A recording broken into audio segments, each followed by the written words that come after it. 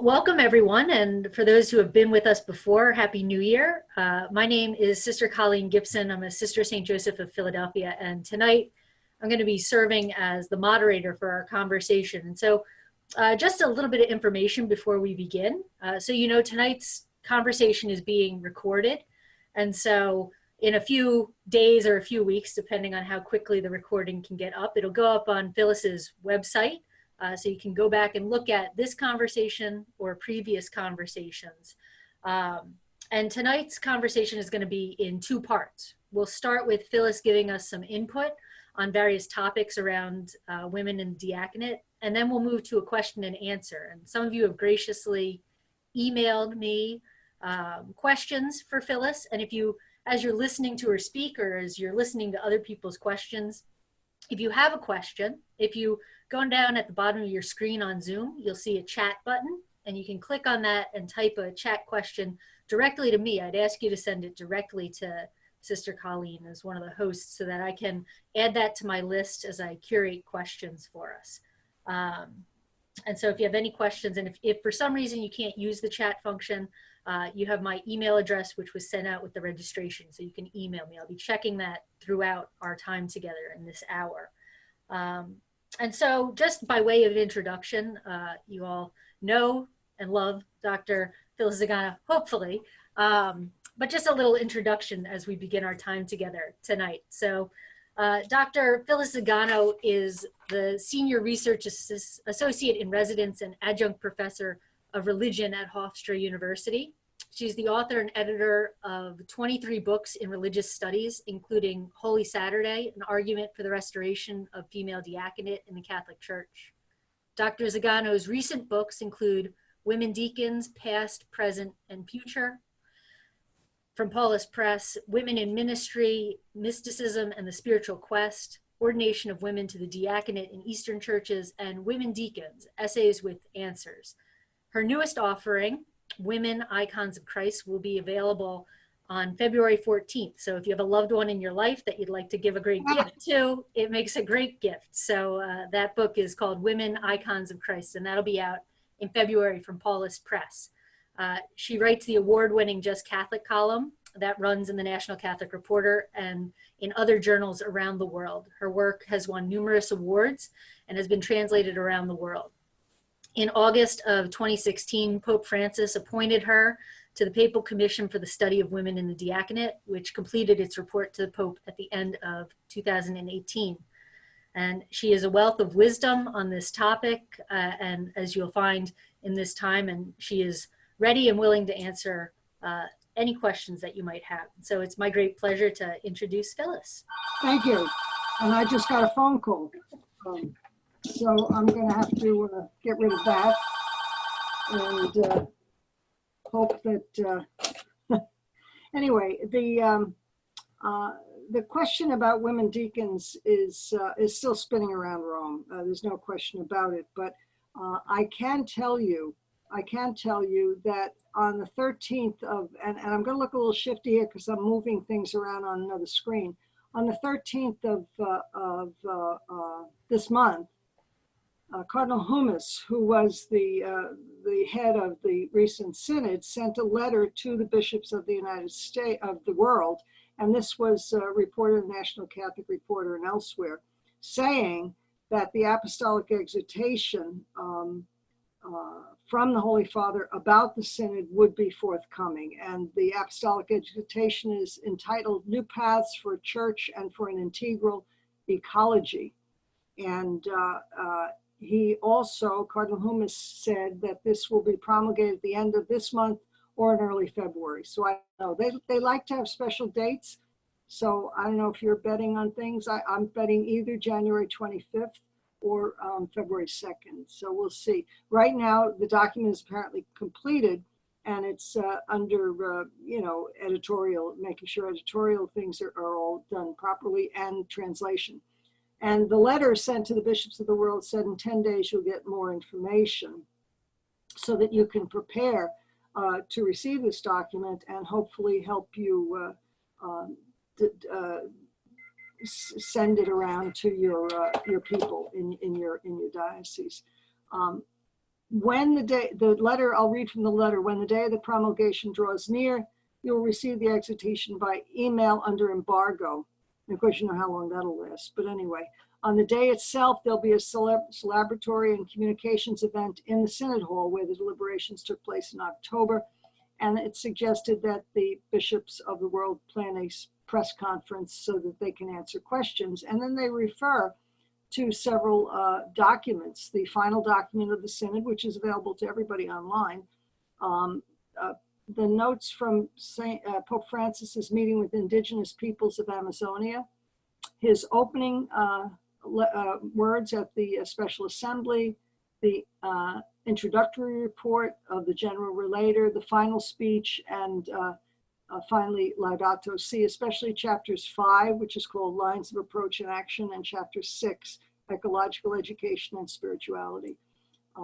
At the Synod, you will remember, there were 3 interesting paragraphs. Paragraph 102 from the final document asks for a revision to Ministeria Quaedam 1972. That particular document suppressed the minor orders. You remember that you used to have to be tonsured and then be a lector and an exorcist and a porter and an acolyte and a subdeacon. Well, those were all collapsed into the installed orders of lector and acolyte. And the Synod itself, in paragraph 102 of the final document, asks for women as well, you know, those ministries to be open to all people. That's paragraph 102. Paragraph 103 is very interesting because it has basically 3 parts. I can read it to you later if you're really interested in it, but it's paragraph 103. The beginning says, well, we know there was a commission, and in fact, many of the language groups, there were 12 language groups in the Synod, are asking for women deacons. So we're going to throw this back to the commission for their, discussion. And then the next paragraph, paragraph 104, speaks about the importance of the diaconate. So, and then in the final discussion that the Holy Father had at the end of the Synod, he said, yes, I've heard what you said. I may reconvene. I think I'll reconvene the commission and perhaps add new members. Now, everybody wants to know from me, when are you going back to Rome? When are you going back to Rome? I don't know. I have asked, and I've been told there's nothing official, and there's no guarantee that the same commission will be reconstituted. So I really don't know. I think the best thing in terms of understanding what's going to happen with the commission is to sit tight and wait for the couple of things, mainly the post-synodal apostolic exhortation, which, as I said, seems to be coming out the end of January, beginning of February, as well as the Constitution on the Curia, which my intuition says will be promulgated February 22nd. That's Holy Father Francis's realignment of his staff, basically. And then anything else, would be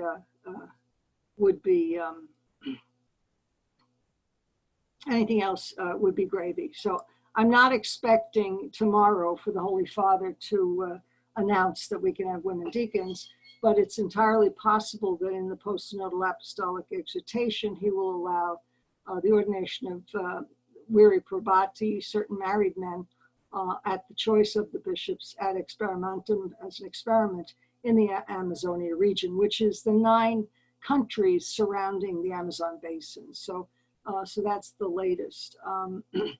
So, what about women deacons? What's the complaint? What's the problem?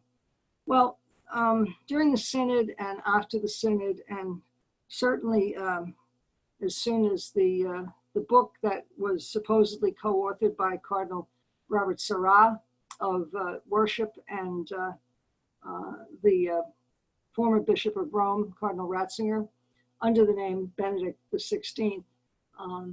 And of course, that's been denied now that he's an actual co-author of it. When that came out, I obtained the galleys for it. And Pope Benedict, or Benedict, doesn't say anything about women deacons. And Cardinal Sarah gives interesting take on the diaconate. And I kind of like this paragraph from Cardinal Sarah's book, particularly since we're here on Zoom. He writes on page 90, nowadays, cleverly orchestrated media campaigns are calling for the female diaconate. What are they looking for? What is hidden behind these strange political demands? Well, you know, not true. There's nothing orchestrated. I am a single academic. I write books. I give speeches, and because I can't be every place, I can't. I just can't accept all the speech invitations I get. So we developed this idea of just having Zoom, so folks who want to listen to me can ask questions, and that's it. I will be in Los Angeles at the Los Angeles Religious Education Congress on the 21st and 22nd of February. And then for those of you in beautiful downtown Live in Belgium, I'll be there on the 28th of February. But other than that, Zoom is kind of it for the foreseeable future. So the argument against women deacons presented by Sarah and others is that the women who are called deaconesses, and that's part of the discussion, they're saying that this was a fourth non-ordained order.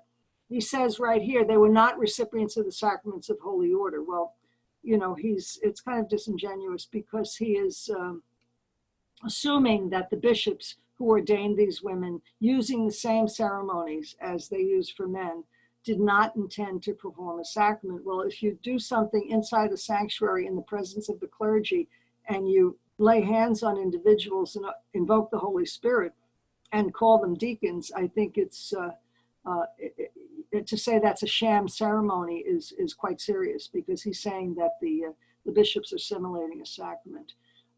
He also says that their sole liturgical function was to perform pre-baptismal anointing of the entire body of women. And he says this is in the region of Syria. Well, we have women deacons ordained all over the Middle East and in great parts of Europe. So, and I've never heard of a pre-baptismal anointing of the entire body of women. I guess that's one way of putting it. But certainly women deacons did participate in baptism, as well as in anointing ill women, as well as in educating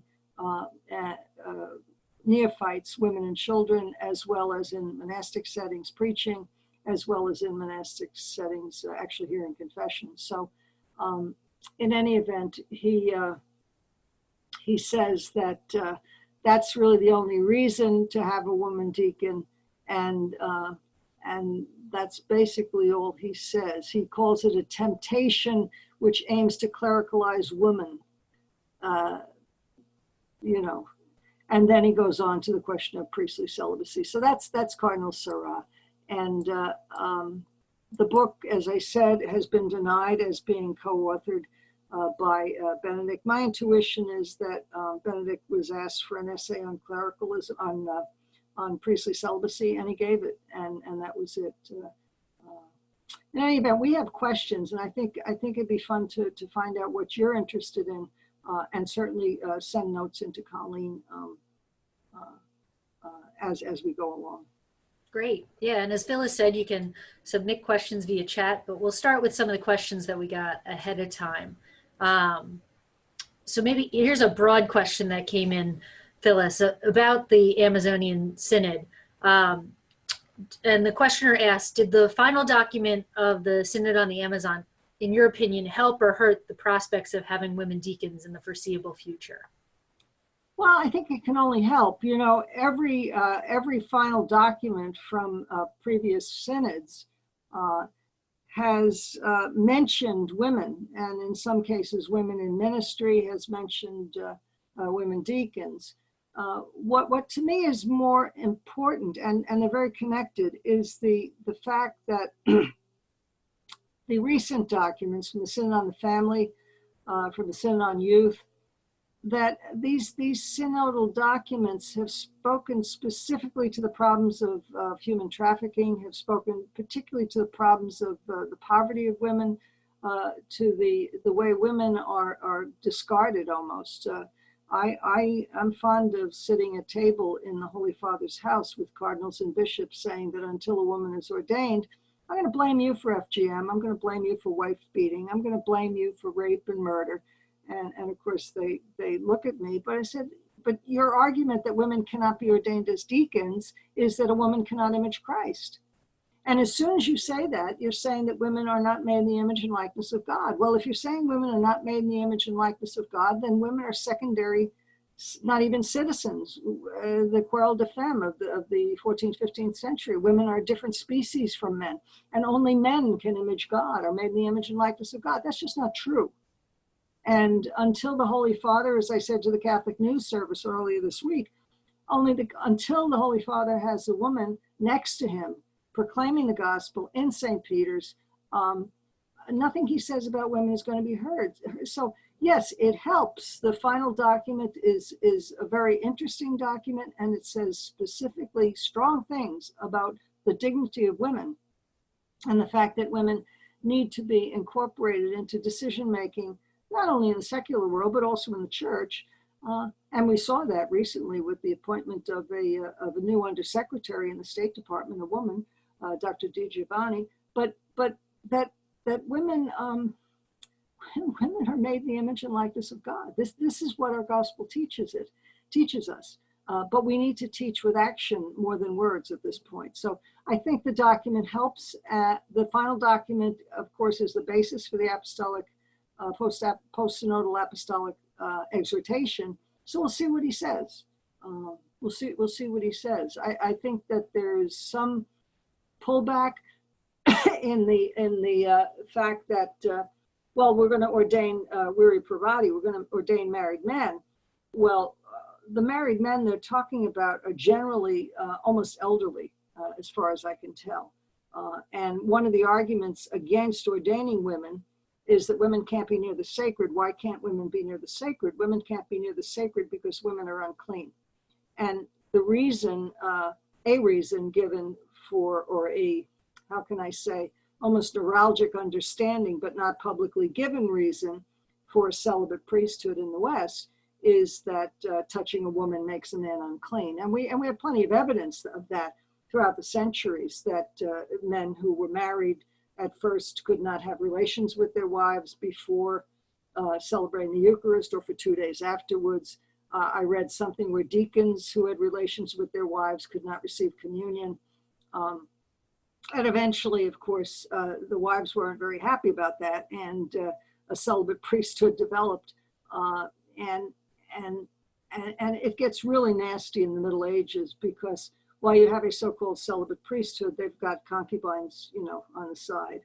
But it's kind of a strange, and the Greeks never had this problem. The Orthodox have married priests, and it's just not a problem. There is a celibate episcopacy, and that's a whole separate discussion, because that really has to do with inheritances and things like that. But so yeah, I think that can help women and also hurt women, because I don't think it forwards the argument that women are valid and not unclean, if I can do a double negative there, because it's almost a moot question, because the men who are married, I think, will be so old that they will not be considered to be inactive marriages, shall we say. So we'll see what happens. Of course, the Anglican provision in the United States, at least, there's over 100 Anglican clergy who are now married Catholic priests, seems to be allowing at least the West to have a little bit of an idea of how this might work. So I don't know. I think you have to read the document for yourself. As I said, paragraphs 102, 103, and 104, very interesting to me. Thanks, Phyllis. One of the questions that just came in on chat is, when you talk about that argument of women being unclean, does that also have to do with the taboo about blood and menstruation? Oh, sure. Yeah. Mm-hmm. Yeah, I have an article called Women at the Altar, or something like that, Women at the Altar. And it's theological studies a couple of years ago. And I traced through the horrendous things that have been written by cardinals and bishops and all things about women, and that's there. I mean, it's really there. In the 9th and 10th century, the Synod of Paris in the 9th century, horrendous things, talking basically about women not only be unclean, but around that time you have canon lawyers talking about how stupid females are, and how there's one opinion that a woman cannot commit a mortal sin because she's too stupid to do so, so that there's a lot in the late Middle Ages, early to late Middle Ages of women not only being unclean but unworthy, and unable to make decisions for themselves, and unable to manage their lives, and unable to, and that spills right over into the whole notion of chattel, the chattel laws. A wife is chattel. A wife is property of her husband. Even now, in some countries, the United Nations has a goal to eliminate those laws. I will tell you, one of the chapters in my book, Women Icons of Christ, deals with this quite strongly, and to the point where when I was reading the galleys, I was getting really annoyed. I was getting very angry because I had listed all of this information. It's really sad, because in the developed world, in the West, the United States, perhaps we've outgrown it, but there are places around the world that have not. And this redounds, for example, to the horrendous statistics about rape in India, the incredible understandings of menstruation huts in certain areas of the country, of female genital mutilation, all of this. I mean, these are problems of the world, of women of the world, that I think could be, if not solved, at least assuaged a little bit, if the church would say that women can image Christ, that women are made in the image and likeness of God, which it says, but it doesn't show it. So I see you're getting a lot of questions here. So I am. I actually had posted, so if anyone is interested in that article, it's entitled Women Deacons and Service at the Altar, and there's a link in our chat box now, so you can read the whole thing from Theological Studies. One of the questions that came in beforehand that kind of pertains to this, Phyllis, and kind of picks up in that space, talks about the historical precedent, and people seem to be hung up, and there's an urgency to establish a historical precedent for women deacons. Mm-hmm. And so, but the questioner says, isn't the female diaconate a matter of canon law and not dogma? So why is there such urgency?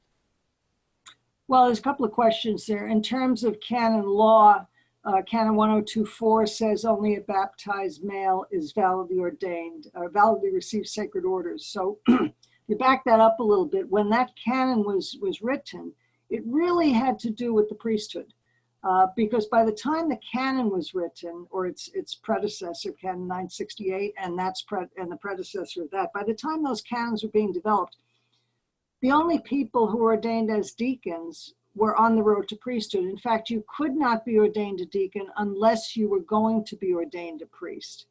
And by that time, the diaconate of women had moved to the monasteries.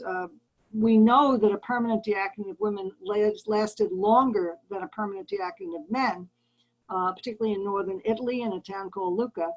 We know that the bishop there in the 12th century ordained women as deacons. But for the most part, the female diaconate moved to the monastery and eventually died out because there was no reason to ordain a person, or it was illegal to ordain a person a deacon unless that person was going to be a priest, and women were never in the so-called cursus honorum, or the course of honor that led, as I said earlier, the minor orders of lector, porter, exorcist, acolyte, subdeacon, and then deacon, priest, and for some people eventually bishop. So that's part of it.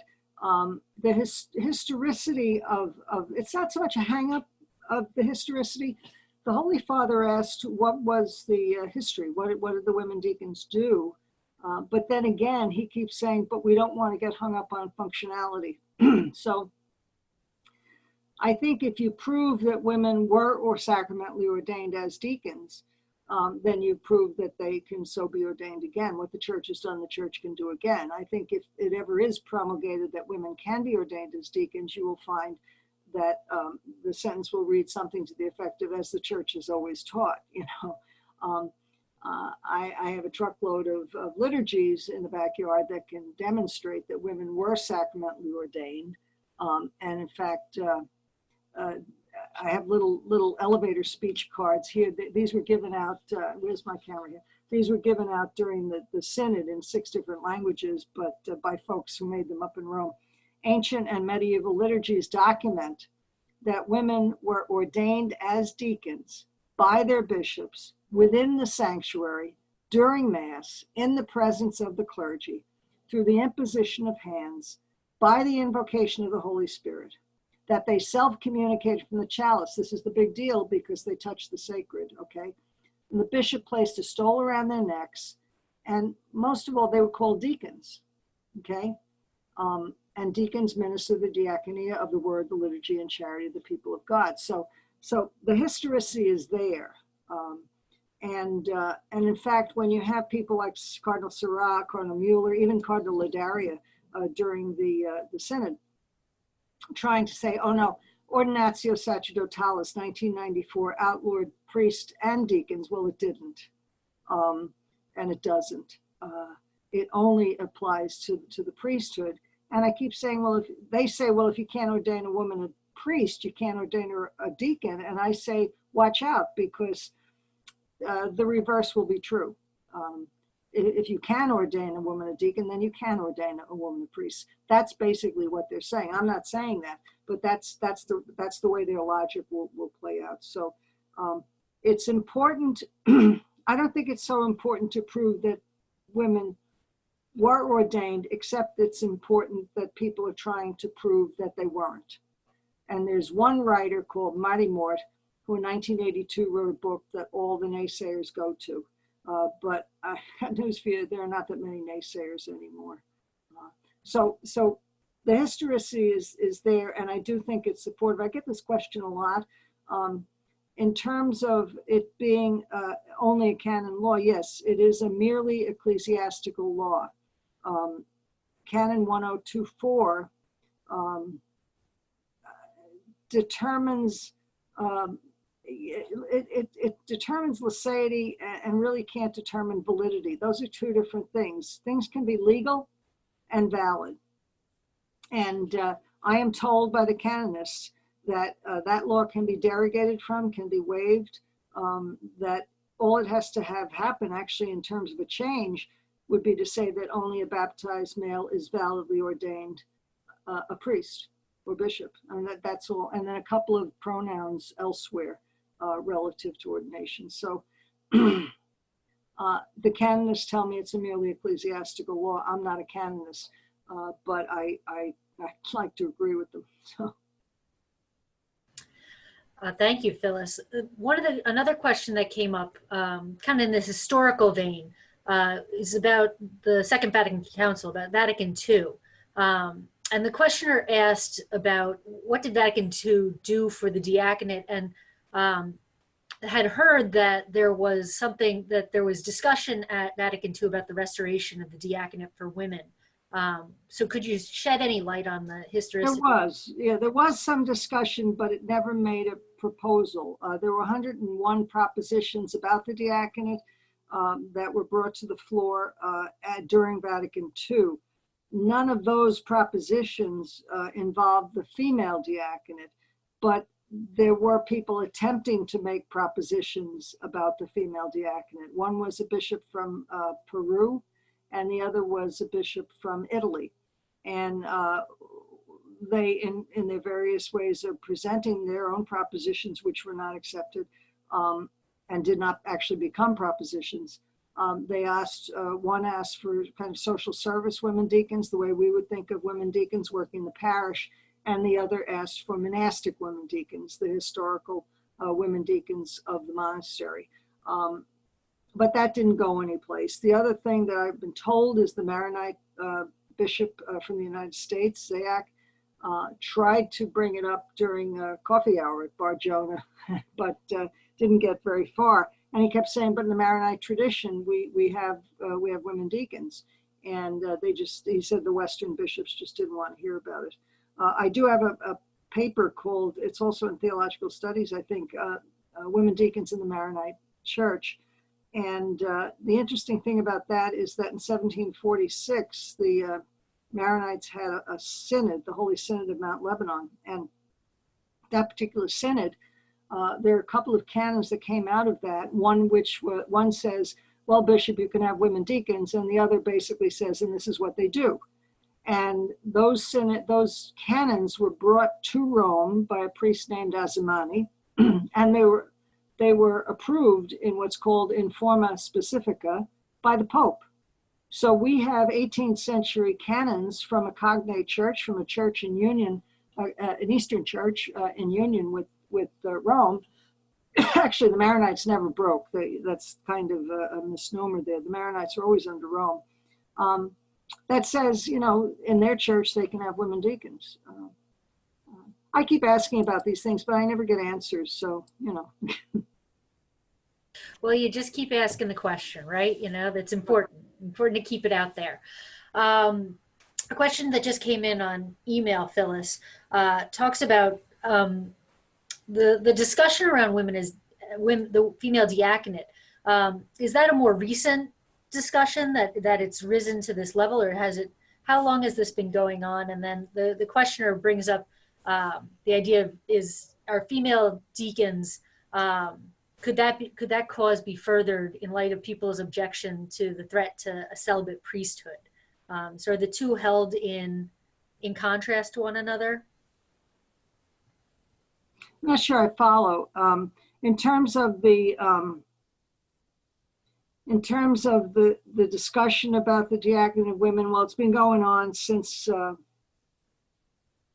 17th century, basically. At the time, Jean Morin went through all of the extant liturgies in a book he wrote in 1655, which I have seen, and I sat and sneezed on all over in the Gregorian Library in Rome. All of the extant liturgies in Latin, in Syriac or Babylonian, and in Greek. And he judged that these liturgies met the criteria established for a sacrament by the Council of Trent. And these, about 100 years later, another scholar, Jean Pierre, said no, they didn't. And that's basically the fight that's been going on. It was recast and reclaimed in the early 1970s by a Belgian professor at Leuven named Roger Grison, who said, women were ordained as deacons, and in fact, they had certain ministries, and culturally, their ministries were not the equivalent to the men at the time, but there's nothing today that restricts women from performing all diaconal ministries. And about 10 years, and then coincidental with that, Pope Paul VI asked, he either asked the International Theological Commission or he asked Cipriano Vagaggini himself, who's a member of the commission, what about women deacons? And Vagaggini wrote a big paper basically saying what I just said. Yes, they were ordained, and there's nothing restricting them from being ordained again or performing all the functions of male deacons today. So about 10 years after Grison, a man named Marimort, Aimé Georges Marimort, who's a French professor of liturgy, wrote a big book against. And his book is the book that all the negative discussion comes out of.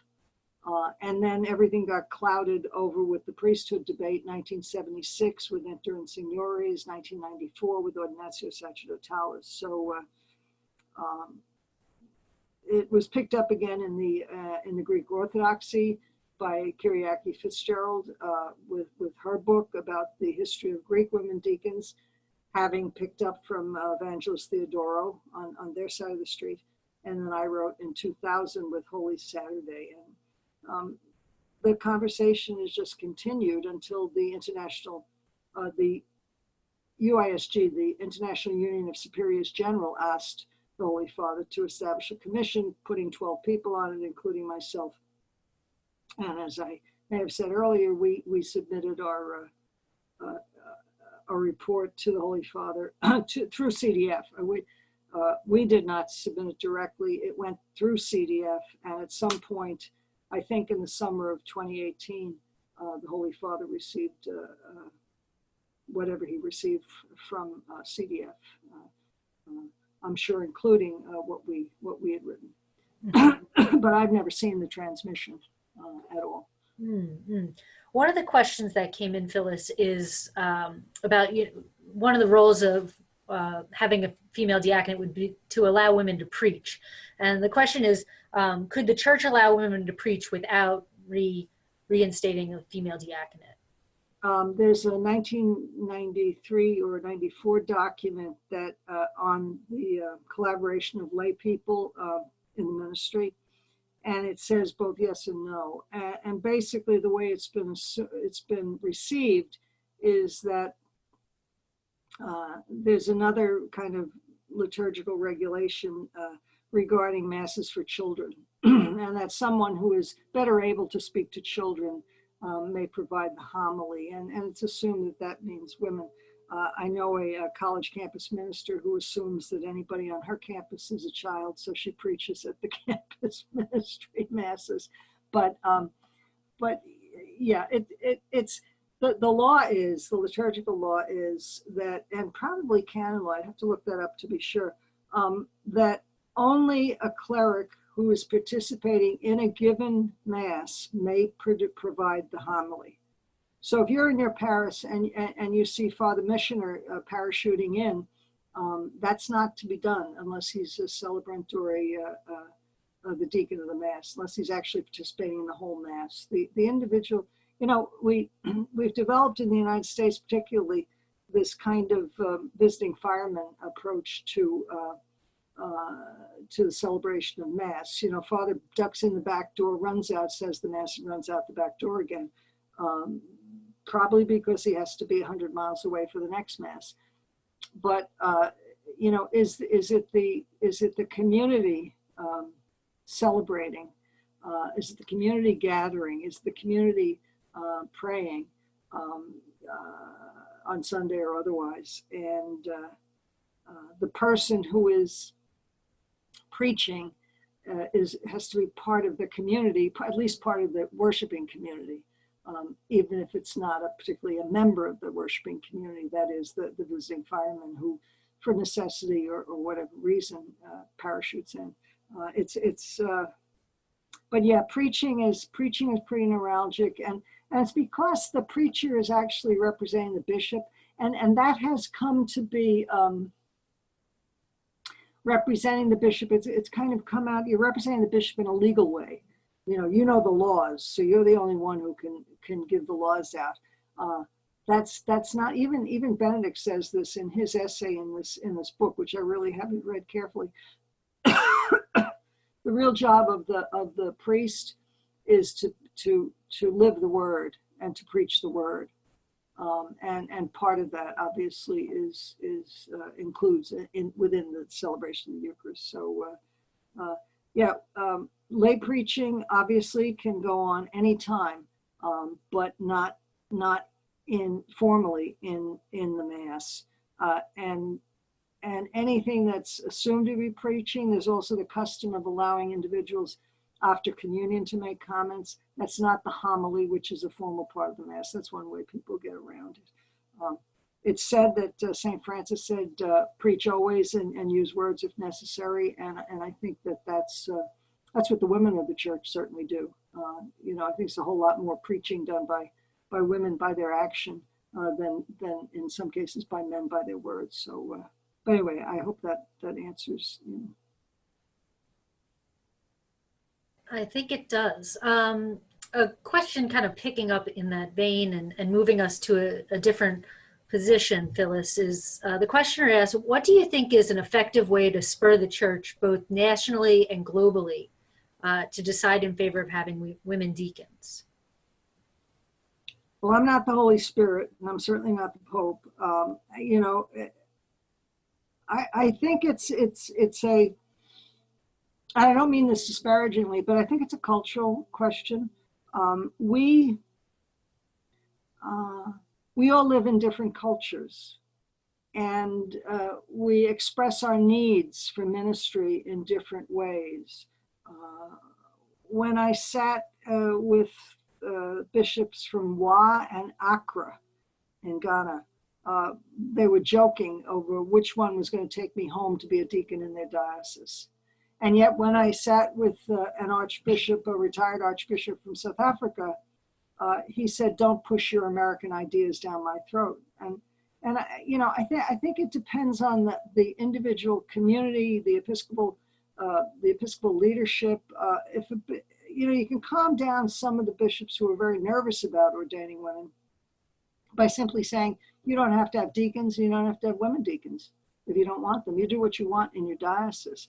So there's that. In terms of pushing the item, pushing the idea, if it's needed, the church will not be denied what it needs. But I think the church itself must make its needs known.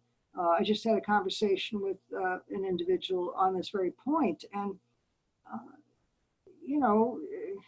talk to your bishop, talk to your pastor. People ask, how do you get information? How can I get information to the bishop? I say the easiest way is to write a letter to the editor of a newspaper and put his name in it. So because it'll get across his desk within seconds if it's his name is in the newspaper or in an op-ed. I think having the conversation, I know the Holy Father wants this discussed. We've created the book Holy Women Deacons I have right here. Women Deacons, Past, Present, Future is out in 4 languages now. It's out in obviously in English, in French, in Spanish, and in Portuguese. And on my website, there are links to study guides in these languages. And the study guides I know have been used in Massachusetts and in North Carolina and in New Jersey and in New York City and probably other places around. You get 10 or 20 people, it's having a book club. And these study guides were written by experts, by 2 sisters in New Jersey or expert catechists, and just go through and discuss the issue. And maybe your group will decide no. You see, I think we always have to remember that just because you discuss the issue, it doesn't have to come out with a yes.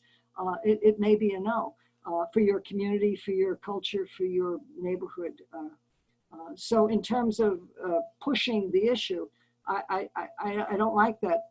I'd rather see the issue talked about and prayed about as it affects an individual community, whether it's a town, a city, a diocese, a religious institute. Just talk about it and pray about it. You brought up the study groups, Phyllis, and someone wrote in beforehand who had been on previous calls where we talked about having discussion groups and small groups. And so they asked, where are we with seeking to do parish workshops and discussion groups on the report and also on the book? And do you have you heard any anecdotal experiences about those groups? About workshops, about the book? Yeah, study groups. Well, study groups on our book, on Women Deacons Past, Present, Future, sure. One group reported back that they were interested with the first chapter and started to find the second chapter kind of interesting too. And by the third chapter, they were ready to go picket the cathedral because they were so angry that they didn't know about this history of women in the church. We have a huge history of ordained women in our church, huge history of women ordained as deacons, who served as deacons, who served their cathedrals, who were buried as deacons, and some deacons who are saints. The Orthodox have no problem remembering Macrina and Olympia, Anastasia, Phoebe. Feast of St. Phoebe is September 3rd. That's the day I dated the finishing of this book that's coming out on Valentine's Day.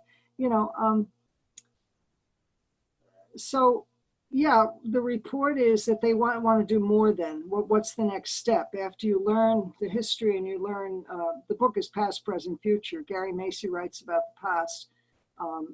Bill Deitwig talks specifically about Vatican II and the development of the diaconate as a modern institution. And I talk about the future, what would happen. And people then, as I said, want to do more. And that's where I say, well, talk to your bishop, take your pastor to lunch, just talk about it and pray about it, write letters, make phone calls, get interested. It's Mhm. One of the questions that's come in on the chat, Phyllis, is do you get a sense of what the American bishop's position on women deacons is? Well, it depends on which American bishop. Um, the There are cardinals and bishops in the United States that have been very supportive of me, that take my phone calls, and there are others that don't. It's as simple as that. Uh, there are extremes, obviously. Cardinal Sarah would be in Rome. Evidence is the most extreme, of which I can think of 3 or 4 in the United States who just don't get it. There was a survey done by CARA, the Center for Applied Research in the Apostolate, of bishops and of deacon directors. And the bishops, it was very interesting, aside from some really embarrassing responses that CARA refused to publish, really untutored responses by bishops. Many of them said they weren't really sure it was going to happen, but if it did, they could use the women. They could use women deacons. The sense I get is they're kind of all waiting for something from Rome. So they're very cagey about it. But I can tell you, when I was in the Holy Father's house where I stay when I go to Rome, and his chaplain came to me at one point and he said, "Will you please hurry up about women deacons? I need help in my parish." I said, "What are you asking me for? Ask the boss." So I anecdotally, yeah, I mean, some people say, "Phyllis, hurry up," and I say, I'm not the one to be saying that to you. I'm pedaling as fast as I can. Well, keep on pedaling. A question that just came in on email is, you talked about the CARA survey of bishops, and then there's also been the American laity in general. Has there been any surveys of priests, parish priests, and what the opinions are on that level? There have been 3 surveys, and I've got another article called "What Do U.S. Catholics Think About Women Deacons" that I co-wrote with Eric Barelza, a Jesuit at Boston College. He's a sociologist. And it's basically a sociological article in the Review of Religious Research. There were 3 surveys that we looked at. One was done by CARA for American Magazine. That was generally of American Catholics and American Catholic women. And they were uniformly positive about women deacons. Another was one done by U.S. Catholic, which is a journal out of Chicago. And that was kind of an online unscientific survey, which was also very positive regarding women deacons. There was another survey, a 3rd survey, done by CARA of the heads of religious institutes and orders of men and women in the United States. And this would be the one where I could probably break out the responses of priests. But the aggregate of all 3 was basically 75 to 80% positive about women deacons in all of these surveys, including the unscientific ones. And I can tell you that before we did the survey of the heads of men's and women's religious orders, I had informal Zoom meetings with 5 men's institutes and 5 women's institutes so I included an institutes of priests. And it went out from their provincials or their abbots and say, if you want to join, just join, or the women's general superiors, prioresses, and provincials and presidents. And typically I had 5 or 6 or 8 people on board talking about the question. And what I'm getting to is that the men, particularly the priests, were the ones who immediately were supporting the idea of women deacons. However, the caveat is these were all religious. These are religious men. I had a community of religious brothers as well as priests, and one mixed community. And they were all religious. And so I have no information about to be able to separate out of secular clerics. The majority of bishops in the United States are seculars, however, mixed in are religious. So, you couldn't say it's one way or the other. But that's an idea of somehow getting a survey of secular priests in the United States. I know the deacons, the deacon directors would be mostly deacons, if not priests, and I would say they would be mostly seculars. And they came in. It's not going to happen, but if it does, it'd be a great thing. So that's as close as I can get to the research I've done. Mm-hmm. A question that came in, Phyllis, regarded the relationship or the parallel that's often, or the correlation that's often drawn between female deacons and female priests. And that some people often say, if we have female deacons, it will lead then to female priests. Could you comment a little bit on that? No, it won't. I mean, the priesthood and the diaconate are separate ministries. The deacon reports to the bishop and the priest reports to the bishop.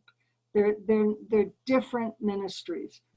The cursus honorum, which became law in the 12th century, as I said earlier, required that anyone who would be ordained a deacon had to be ordained. Anyone who was going to be ordained a deacon had to be on the path to priesthood. So it's really, we've got 8 centuries now where in the Western Church, ordinarily individuals are ordained deacons and then priests. But since the close of the Second Vatican Council, when the diaconate was restored as a positive, permanent ministry, we've got something like 47,000 men in the world who are ordained to the diaconate as a permanent ministry. So if you're worried about, and I can see actually, the earlier question about would the Amazonia report help or hurt women deacons, I can see where the question would arise if you can ordain a married deacon, which is really what they're talking about with Viri Probati. Well, then what will happen if you have a female deacon? Can she also be a priest? But in 2009, on October 26, 2009, Benedict XVI promulgated a document, a motu proprio, called Omnium Inventum, and he clearly distinguished the diaconate and the priesthood.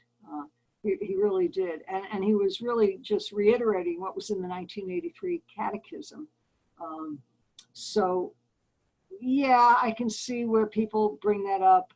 I know in the Anglican tradition that seems to have happened, but I mean, you don't know. I mean, I don't see that as a reason not to have women deacons. As I said, I don't think the church needs more priests. I think the church needs more ministry. And I think I did have one informal conversation, which I think actually you participated in, Colleen, with younger women religious. And the finding of that conversation was that women would not be more encouraged to join religious orders in order to become deacons. But if the church ordained women as deacons, women could be encouraged that the church is taking women seriously, and that would create more of an influx of women to religious institutes and orders. I just think the women of the church don't trust the church anymore, and I think that's a shame. And it's harder and harder to encourage young people to church ministry. And I think that's what the Synod on Youth was about. At the Synod on Youth, the diaconate came up a lot. Maybe the priesthood came up a lot. I don't know. I wasn't there. But the Synod on the Family, certainly, in 2015. Paul-André Durocher, the Archbishop of Gatineau in Quebec, was very clear, connecting women's leadership inside the church and women deacons and the abuse of women, that until the church specifically brought women to the fore, both as, say, managers in offices, in curial offices, as well as ministers in church office. It was not be properly addressing the problems of the abuse of women in the world, and in the church certainly, but in the world. Phyllis, the Pope has spoken a lot about, increasing women's roles in the church, and you were just speaking about that, having more ministry. Do you see movement towards an increase of women's formal leadership roles in the church? Have you seen that happening? Well, as I said earlier, there's another undersecretary of the Department of State who's a woman. Yes, of course, they're trying to incorporate women into these offices, into curial positions. The problem, I think, is that it can be speak tokenism, that, oh, we've got a job that a woman can fill, so let's go find a woman to fill it, instead of let's get the most qualified person. It's almost like, we've got a job and now we've got to find a priest to fill it. Now we've got a job, now we've got to find a woman to fill it. I think, that's kind of like the side launch of a ship, goes a lot this way, then this way, then this way, then this way. If we, it'll even up, but yes, I think there's an effort. As I said to the Catholic News Service earlier this week, I think one of the questions of men in curial offices is, can you work with women? I mean, there's no reason not to. Much of the job of the curia is pushing paper around, and many of the men in the jobs, many of the jobs could be filled by women. I mean, there are certainly competent female canon lawyers out there. There are certainly competent female linguists out there. I think there's something in the neighborhood of I don't want to say, but there are a lot of women working in the Vatican, in Vatican offices, but they're all secretaries or translators or scribes of some sort. So when the Holy Father spoke, it was interesting. I was present at the 2019 meeting of the International Union of Superiors General, and when the Holy Father spoke with them, he said, service yes, servitude no. And the place erupted. I mean, if you can imagine 900 nuns in the Paul VI hall, they erupted in applause. He said, if you want to be servants, if you want to be housekeepers, and not to priests, take that as a mission and go to the poor. But service yes, servitude no. And I think that really rang through the hall and rings in my heart even now, because he's seeing women as capable and equals, insofar as he can. I mean, again, he's 83, an Argentinian of Italian descent. I think he's extremely forward-thinking and in his writing, certainly, and in his speaking. I have just one last question. It's actually one of the first questions that came in for our session this time around, and just kind of minding the time. Phyllis, you can take it wherever you would like. But the question is, do you feel that the institutional church is ready for female deacons? Well, as I said earlier, you know what? The institutional church is, a pastiche of different cultures and different individuals. The bishops of Thailand and Cambodia said we would have no real objection, but we're such a poor country and we're so poorly educated, we don't even have men that we can ordain as deacons, let alone women. Our people are not educated enough for us to ordain them. In Canada, Canadian bishops, British bishops, certainly bishops of Latin and South America have said, yeah, let's go for it. We need them.